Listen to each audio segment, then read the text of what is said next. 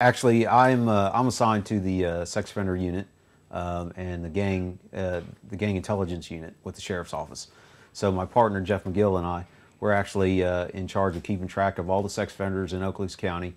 Currently, there's over 320, if I remember correctly. I've been out of work for about a month, so that number I'm sure has changed.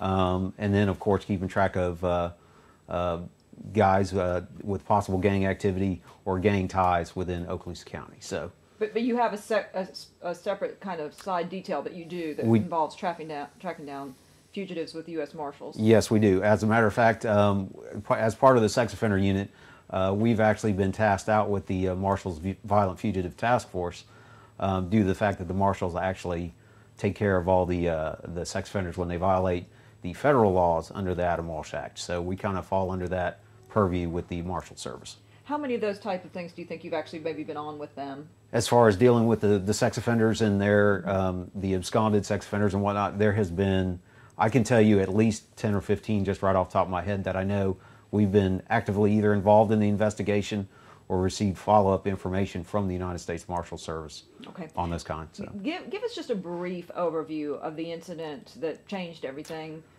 as far as your experiences have gone. The incident actually started a couple days prior to the actual shooting. We were tracking down a fugitive for Santa Rosa County. The fugitive actually had multiple warrants for everything from civil commit order all the way up to, I think it was aggravated assault or aggravated battery. I'm pretty sure we'd have to verify that. He had been known, he'd been a known meth user. He was violent. There was information that he was carrying weapons with him, and he was hard to track down, and that's how the Marshal Service Task Force got involved with it. Okay, now when you got there, was this any different from some of the other ones that you've been on? I mean, they're all different, but they're all potentially dangerous. Absolutely, and it pretty much was playing out the same way. I don't want to say it was a routine thing because nothing is ever routine, but it was playing out pretty much. There was nothing there that we hadn't heard before as far as him making threats about shooting law enforcement or being, had a propensity to do something if he ever come across law enforcement. So the threats were there, the information was there. However, again, that's something that we're used to dealing with. So it wasn't anything that was out of the norm. From your standpoint, what was your reaction when he came out with guns in both hands, totally unexpected? Even though you know that it's potentially dangerous, this is still something that, how do you prepare yourself for the potentiality of someone doing something like that? Absolutely. When he came out like that, my initial thought, as funny as it seems, was he's got two guns. This isn't fair. And because you just don't expect somebody, that's something you would expect out of a movie, for somebody to come out like that. Obviously, quickly, it was less than a split second from there that obviously Investigator Watkins and I just started returning fire. So it wasn't even really a thought process, it was just a reaction. As soon as we heard the pop of the first couple of rounds, we immediately started returning fire. That's when your training kicked in? Absolutely. There's no question about it. The tactical training that we have, that we've had through the Marshal Service and with the Sheriff's Office, working with those guys, it just, there was no thought process, it just that fast. What stands out most in your mind from that incident? There's a lot of things that stand out in my mind. I mean, the whole incident stands out in my mind. Probably the biggest thing, the biggest thing that determined what has happened throughout the last month and a half was simply when I realized I was shot. I didn't realize I was shot. I just felt something hit my face, and I went down. And then when I saw the blood, and then I knew what was going on, it was like the first thing was get up. And then from there it was like, I got to get out of here. So that was probably the biggest thing that stands out to me right now, is just the fact that you got to make that decision, and you don't have time to think about it. You're either you're gonna live or you're gonna die, and I made that choice. So the realization that this is real, this is not a movie. Absolutely. Again, it took me a second to take everything in, exactly what had happened. But once I realized what had happened, it was pretty much, I'm out of here. I'm going to live. So. I was going to ask you, at what point did you know? Did you think, okay, I'm going to live, I'm going to be okay, or did you never doubt that for an instant? No, I was concerned about it. I was able to get up, I think, to my feet. I may have been all fours crawling to a vehicle, to get around behind a vehicle to get to cover. But the moment I knew I was going to be all right was probably Investigator Watkins was with me, and he said the guy was still moving, or he heard the guy was moving. And he told me a couple of things, and he said, look, Steve, we got to go. So we got up, and pretty much, I mean, he assisted me, but pretty much under my own power, I made it to another vehicle to get out of the area. And at that point, when I was talking, and I could walk or jog or even just move, and I was able to communicate, I knew right then and there I could start calming down, because I knew I was going to be all right. And at some point, you gave the thumbs up sign for because your colleagues that were with you were terrified. Absolutely, for you. Absolutely, and rightfully so. I mean, I can't imagine. I mean, on my side of it is one thing, but to see, a friend, a comrade, your buddy out there that has just been shot in the face is just, I just can't even fathom it. So. I don't know when the thumbs up came in. I don't know if it was at the hospital or if it was actually on scene. I think the guys at the scene knew. They were worried, but I was talking and I was moving. So they knew I was in okay shape. They knew I was hurt, but I think that probably came later, probably at the emergency room or something like that. So. It's almost though like you were trying to comfort them. Absolutely, and that was one of the big things is that I kind of picked up on quickly. Is they're only doing as good as I'm doing. So I knew immediately. I was walking, I was talking. We get to the ER. The ER doc's trying to ask me questions. I'm like, come on, man, I just got shot in the face. I don't feel like answering questions right now. So they started laughing. So they knew right away that with just that simple little bit of being able to talk and move, that I was better off than what it looked. So, and making those guys making them feel better obviously makes me feel better. So it's just, they help me, I help them. It just kind of is a circle. What's been the toughest thing for you to handle since you've gone through that? To be honest with you, I don't know. I think the toughest thing was those days, those first few days. Thus far, everything else has pretty much been, you just put it all in perspective. If they've got to do another surgery or they got to do something else, it's like, it can't be any worse than what I just, it can't be any worse than the initial getting shot in the face. So if you got a cut on me, or you got to, like now I've got to go get some teeth, I got to go get a tooth pulled that got cracked during the incident, and I got to pull the jaw open and do all that.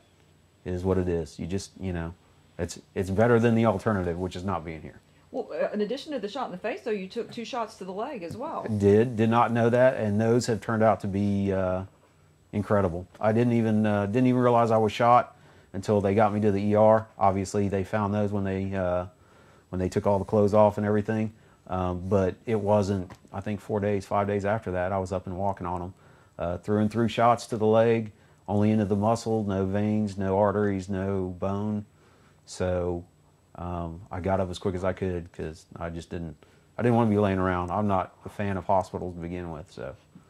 How do you think this has changed you? Definitely a different perspective on life, family life. I've got a 15-month-old son, beautiful wife. So it's time to start enjoying things a little closer to home instead of stressing out about the bills and work and doing what needs to get done. Obviously, those things are going to be there, but they're not going to be in the forefront of my mind anymore as much as they were.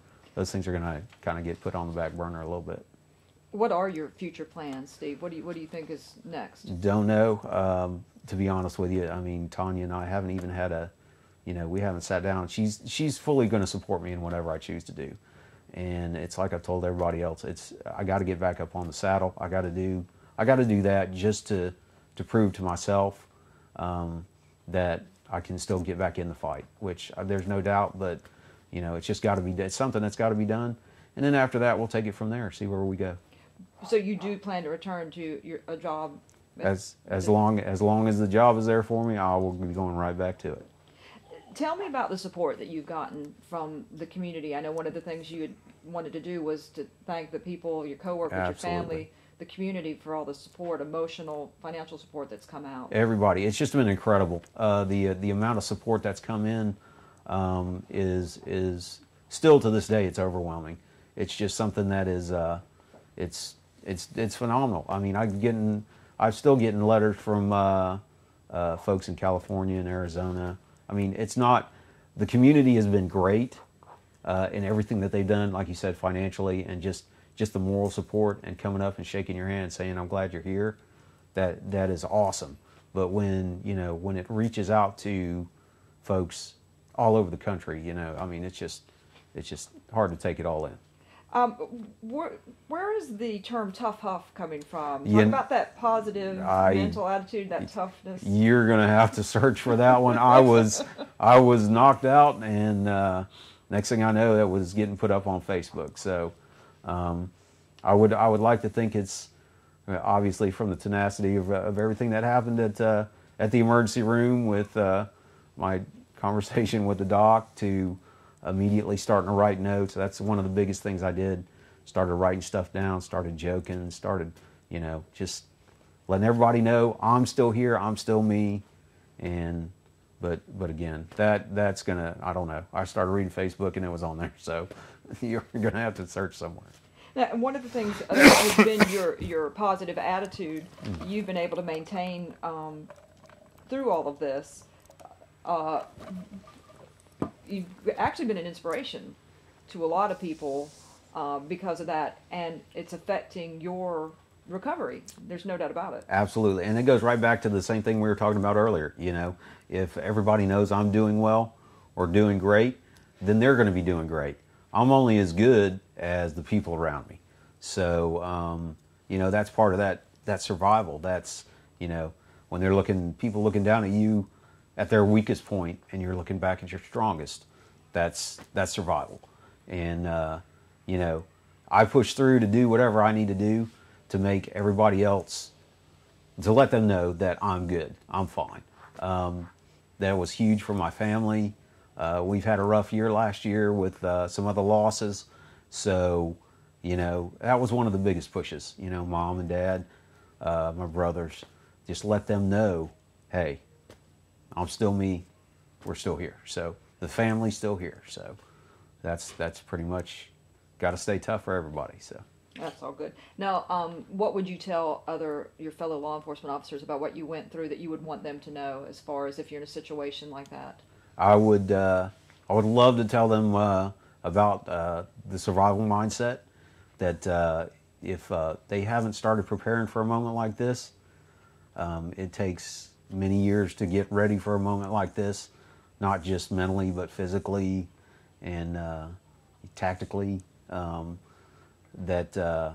once this comes about, if you take this journey, you need to be ready to make that decision in a second. That you're either gonna lay there and die, or you're gonna get up and live. So just get ready and be ready. That's pretty much what I would say. So. And you're actually hoping that you can share your experience so that it may help someone else in a situation like that. Absolutely, I would love to be able to have the opportunity to get the guys together in the unit, and my guys over there in the fugitive warrants. Investigator Watkins was standing right next to me. He was taking rounds in the Shield. He's got a story to tell. My partner Jeff, he's been working with me for, oh my goodness, 10, 11 years. Todd and John Merchant, we all started about at the same time. All these guys, we've all been friends for a long time. John was there, his perspective from, he was pinned down by crossfire. So he saw the events unfold and he was helpless to do anything. Everybody has a unique point that they can provide to other law enforcement guys and agencies, and perhaps help with not just, look what we did, this is what we did right, this is what we did wrong, but more of a, this is how we're coping with it, this is how we're dealing with it kind of attitude, and just kind of put it out there to let everybody know. You can read the books about survival